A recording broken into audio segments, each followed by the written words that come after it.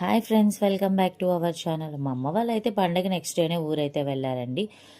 షిరిడి, ముంబై, తిరుపతి, హైదరాబాదు అలా చాలా అయితే తిరిగేసి వచ్చారన్నమాట.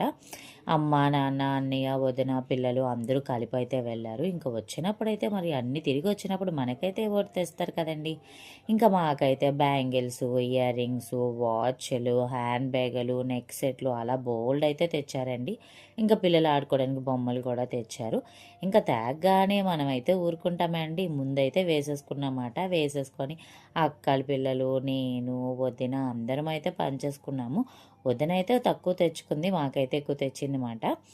ఇంకా అన్నీ పంచుకోవడం వరకేనండి. మనం పట్టుకెళ్ళి ఎక్కడో పెడతామంటే ఊరుకోదు అస్సలు మా అమ్మ.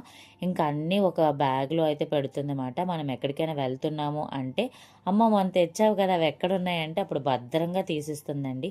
మీ అమ్మలు కూడా అంతేనా? నాకైతే కామెంట్ చేయండి.